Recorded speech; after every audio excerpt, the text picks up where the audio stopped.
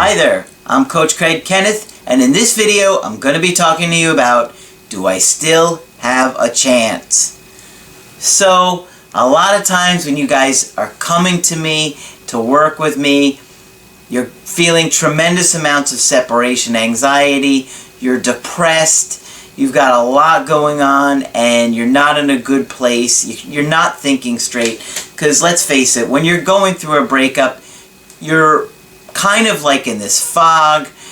You can't think or focus on things. You're constantly distracted, and you're going through a lot. It's a really difficult time, and you're looking for answers.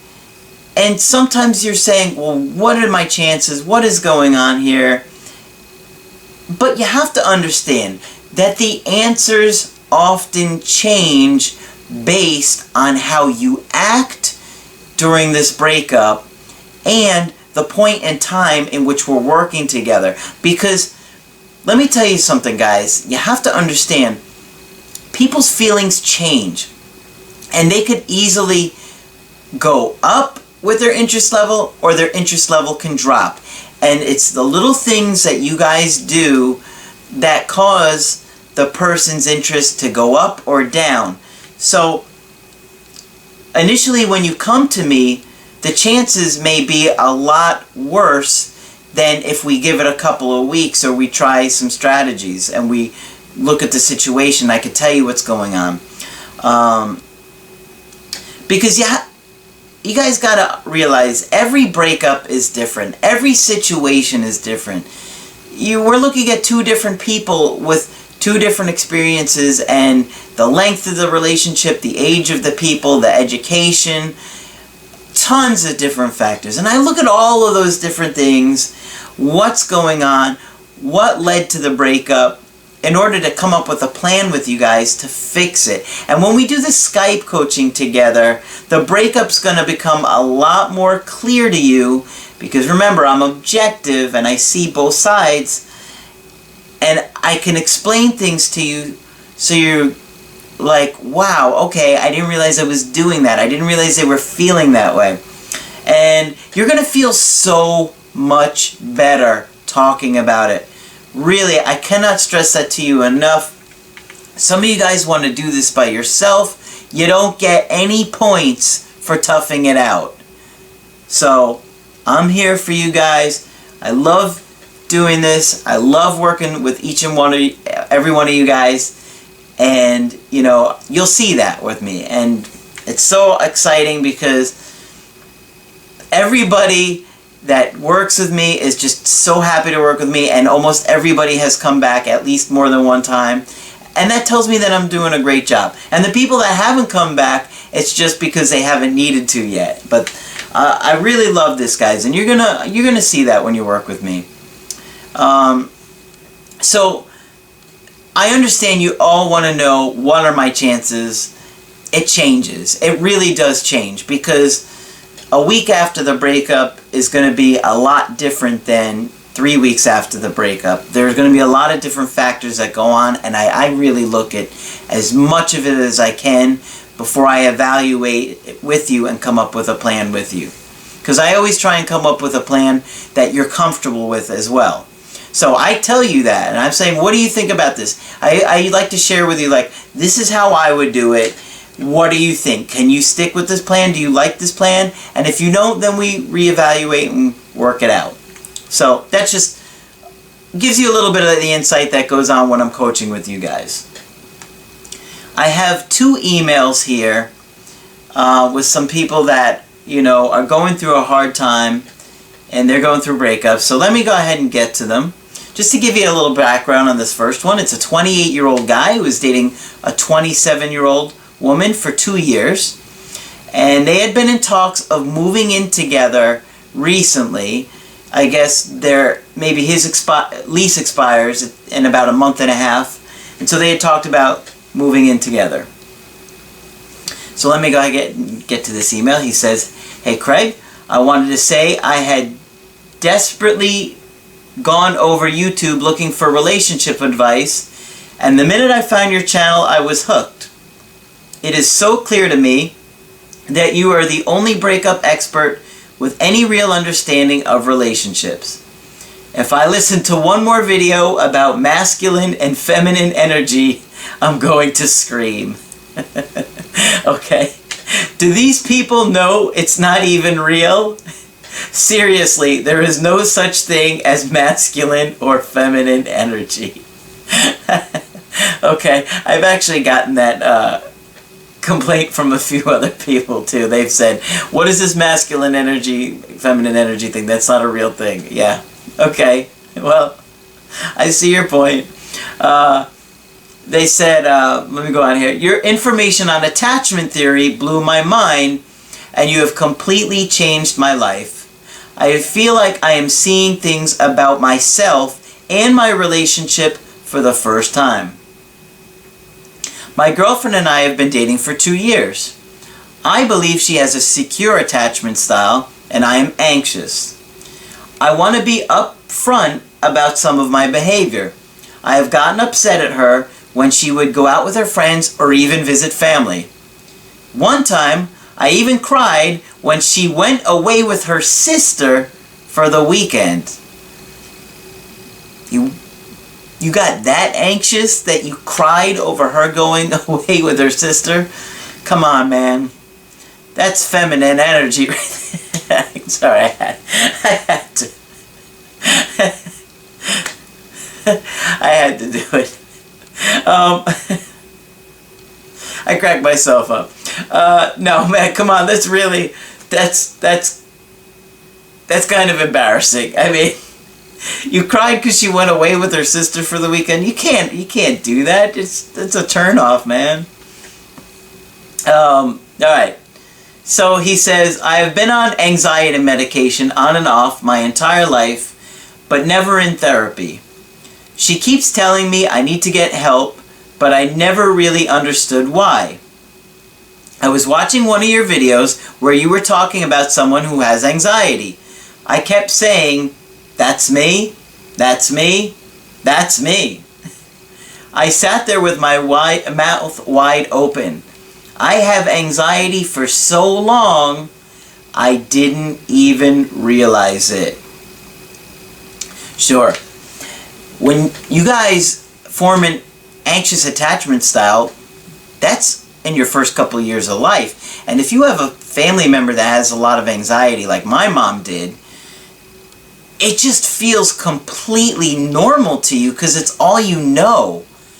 And you get to a point where one day it just kind of hits you that you have anxiety, or you're not quite the same as everybody else around you.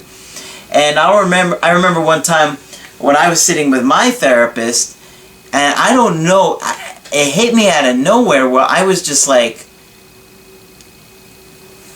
I didn't realize people needed space. As bizarre as that may sound for some of you guys, when you've had anxiety your entire life and you have constantly felt like people are going to abandon you, or you've had a history where people kept abandoning you, the last thing you ever want or need is space, because space triggers anxiety. Let me go on here. He says, my girlfriend has been texting me less and less recently.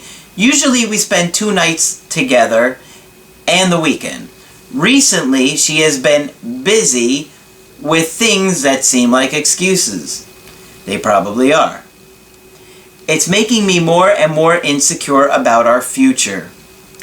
Last week, she said she needs more time for herself and that she has some things on her mind.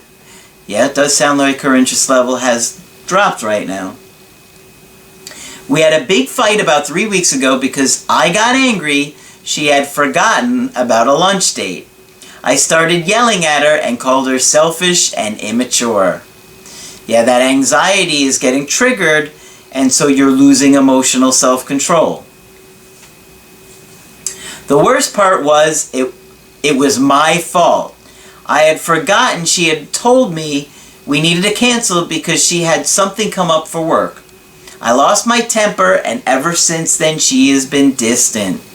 We aren't broken up, but this weekend she is going to see her mother, and I'm really anxious. Do you think I have a chance to fix things and get her back? Or have they gone too far? She did text me this evening saying to have fun with my friends this weekend because I've seemed stressed. I'm going to take the next few months to schedule weekly Skype coaching sessions with you. I really want to work on myself and get this turned around. I really want to marry this girl, and I see that you are my best chance of improving myself and creating the relationship that I want. Alright, so looking at this situation, things aren't that bad. She didn't break up with him yet.